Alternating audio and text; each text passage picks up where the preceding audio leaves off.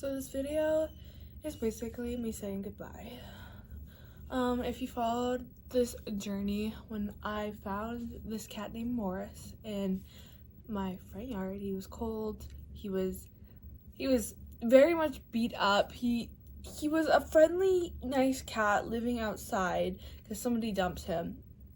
And he was definitely not surviving well as with all the ferals that lived by my house. So I took this cat in, and he was the sweetest cat ever.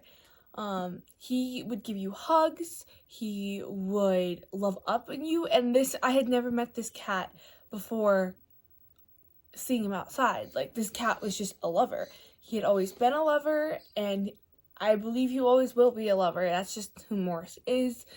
He's just the sweetest boy you'll ever meet. Sorry if my camera is shaking. My cat is standing on the table right behind there. And she's kind of chunky. Oh my god, she's kind of really chunky. What I was saying was, Morris was always a sweet boy. He will always be a sweet boy. He's just that kind of cat. I took him to the vet and found out he had HIV/AIDS in cats.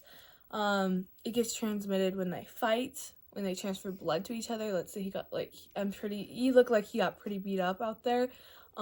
So when cats fight like that, they transfer that, and it fights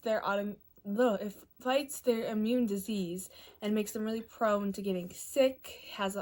It shortens their lifespan. It just isn't good for a cat to have in general, obviously. It's not treatable. It's HIV/AIDS, so it's not treatable in cats. And they kind of just live with it their whole life. They can live with other animals and cats that don't have HIV/AIDS as long as they don't fight. My cat is not the friendliest cat in the world. She definitely doesn't welcome cats. I also found her as a stray. She's not even that nice to me personally, but she's still my cat. I've had her since I was 10. She's a very not 10, 12, I think, around 12. I had her for a very long time. Oh my god, that means she's really old. Anyway, back to my story. Not story, just telling you guys. I don't even know what I was saying, actually. Oh, they can live, if you hear noises, it's her. They can live with cats without HIV/AIDS, they just can't fight. Yeah, and my cat, I had high hopes because she doesn't fight cats, necessarily. She's not nice to them. She hisses and, like, growls, but she doesn't fight them. Like, she's very much a little wimp because she's, like, tiny. Well, she's fat, but she's tiny. The only issue would be Morris would have to just ignore it. Ignore the hissing, ignore it. And I have, like, cats do that. They just ignore it because they're like, whatever. It's just a fucking cat. Freaking cat. He did not. He is a big tomcat. He is a big boy, Morris was. So he was very sweet to humans. He definitely wanted to assert his dominance, which is very problematic when you have cats that can't fight. Because when cats assert their dominance, they hiss, they bite at each other, they scratch each other. It's just, if you've ever had a cat, you know what cats do when they feel like their territory is threatened. Previously to this, I had Morris living in my bathroom. I had a gate that on Amazon you can buy, like, gates, and I had always been used to having gates in my house because I grew up, my mom loved fostering, loved rescue. I grew up volunteering, so I was used to having to quarantine animals, the procedure for that, all of that great things. And I think it's really great to help animals out, because they need it, because they can't fend for themselves out there. So I was used to that process and all of that great things, so I knew what I would have to do. Very fun to have a cat in your bathroom, and when you're getting ready in the morning and everything. He was just a light of sunshine, to be honest. I gotta try not crying because it's really sad. I did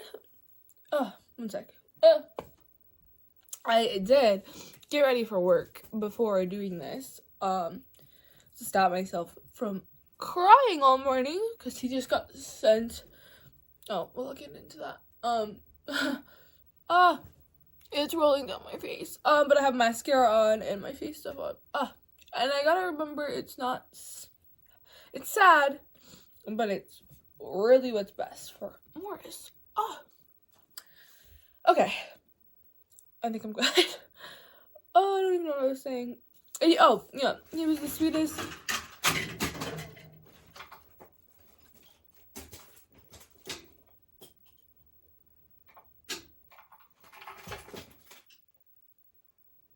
I don't know if you heard that. That kind of explains my cat if you did. Very mischievous, very gets into trouble for no fucking reason type shit. She also, here, wait, let me show you her actually. Oh, okay, well, that explains how nice she is. She just hid under my bed, because she doesn't like being picked up very often. But yeah, she's very mischievous and is not the best to. Got this videos all over the place now. There's sirens everywhere. But Morris, let me get back my backtracking and jumping around. Morris was the sweetest cat ever. Loved getting ready in the mornings because he was there. It was nice. It was nice to have him because I had never had a cat that was like a lover boy. All my cats that I've had were feral into cats, or I had cats that we adopted. And cats, if you don't have a cat, they're just not like the most loving animals. Like if you want to cuddle up with an animal, get a dog. A cat will tell you when they want to cuddle with you, what space they want. But that definitely wasn't Morris. He was just a lover boy. He was so thankful that he got taken out. He got taken from the outside inside because he would have died when we had our like negative 40 below. That's the week we got him in here. So he was very thankful as a cat would be. So he was just a really, really sweet boy. But back to what I was saying is he had to be quarantined. I've had him for about a month. He had ear mites as well. Just throw that in there. So he had to be quarantined for a month. I started introducing the cats about a week ago, and it just did not go well. Did not go well at all. He really liked the dogs. Loved the dogs. Best friends with them. But cats just were not something that Morris got along with. And it makes sense because of all the stuff he went through outside as a feral. Obviously, he was fighting them constantly. And he wasn't a feral cat. He was someone's house cat that they just fucking dumped, which is fucked up. So that, I kind of knew the signs. I had my mom actually contact these people because I just couldn't do it in my heart. Frick. She contacted a HIV sanctuary for cats. In North Dakota, we have a lot of good animal and sanctuaries and stuff like that. Because it's just something that we believe in around here. I guess that brings the farmer in us. A lot of people like to say farmers don't take care of their animals, but they do. They very much do. Well, the good ones anyway. So there's a shelter about an hour from here. Actually, where my grandparents live. This woman, lives on a ranch. And completely, she has like a whole bunch of animals that people can't have because of things that are wrong with them or that they need rehabilitation. Can't say words, I apologize. And she brings them in on her ranch because she has the money, she has the space to inhabit all of them. Any animal that goes to her ranch, she pays all medical fees. Any health issues, she pays for the treatments. Like if the cat had diabetes, she pays for insulin. She's a very, very wonderful lady. And she happens to have a whole trailer house just for HIV cats. Like, they get to live there. They get, like, cat condos everywhere. They get to look out the window all day. They have an outdoor play area that is closed off so the cats can't get attacked by predators, but can still be outside.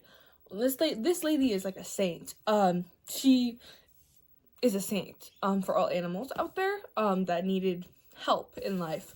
To give a second chance to, because if you didn't know, HIV cats usually get put down at pounds, or they get put down if they're a feral and they get found, because HIV spreads just through like a bite of another animal, or people don't want to adopt an HIV animal if they have other animals because you don't want to infect the rest.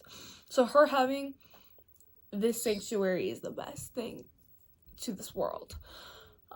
She only has a certain amount of spots, obviously, because you don't want to have like 50 cats in a trailer. So we're very nervous that Morris wouldn't get in, because I contacted her 2 days ago. And we were just kind of hoping that she would see Morris in his situation and take him in. Or that she had an opening, because, like I said, she can't take every animal in the world. She can try, but she just can't. But she got back to us, and she had one opening open. Usually animals get put on wait lists to see if they can get adopted out first, which is always the best option. If you can find a loving forever home for an animal, that is definitely a good option. But these are the ones that just need a little extra love and a little extra help. And she had a spot open, so she said that she would let him come because she heard his story, which is very sweet. I am very glad and blessed for, because I had no other options. I couldn't find anyone that I knew that would want an HIV cat or that could have an HIV cat. So he got brought to the sanctuary this morning. It's currently 8 o'clock in the morning right now, but up for a while. So he got sent there. They have volunteers daily to play with these animals, to take them on like little like outings, to go visit like nursing homes and stuff. And Morris is the friendliest cat ever, so he's gonna do really good there. But it's just really sad because I grew up onto this cat. I'm a very optimistic person, which can be my downfall a lot of the times. But I had really high hopes that he could stay. I just grew very attached to him in this month. Because how could you not when you're in a room with a one-on-one with a cat that is just the sweetest cat ever. So it's really sad. I know I'm really ugly crying right now. I'm trying not to. They're just kind of pouring out of my eyes, to be honest. Like, I can feel them running down my neck. Yeah. So, basically, that's the story. It probably made no sense. But I just felt like I should tell you guys, because I showed you guys him. I showed you his story of coming here. So, it'd kind of be silly not to just, like, ghost you guys about this. And the only reason I am like okay is because I know he's in a very, very good place, and one of the best places that can take care of him and his needs. That's kind of what's keeping me from like completely being destroyed right now. And I know if you don't have animals or you're not an animal person, this probably sounds stupid to you. But if you are, you know, animals are great and you can grow attached to them really fast because they're just little angels from heaven. They are. Even if they be struggling in life, they are literally the sweetest creatures ever.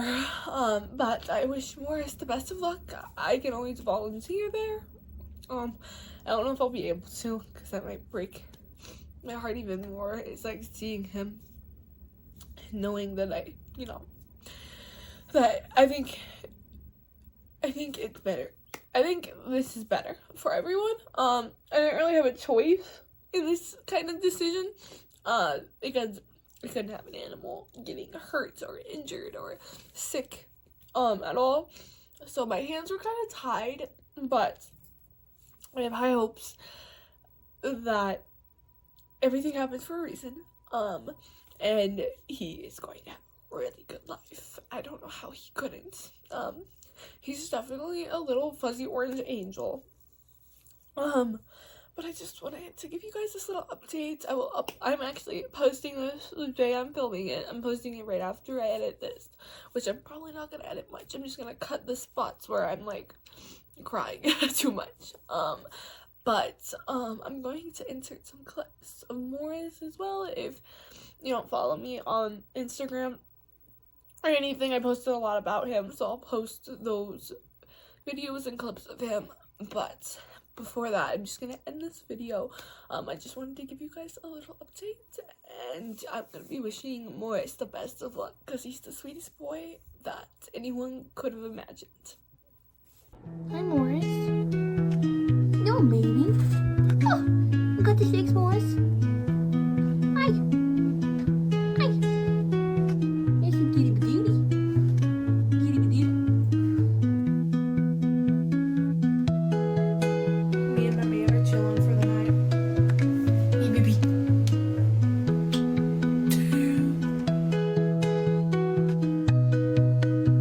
This cat he's on cocaine right now. Yeah. Yeah. He's so big. He's not realize how big he is. Yeah, big boy. Yeah. Say hi, Warren. He just he a big boy, but he's doing better. Oh, he's doing better.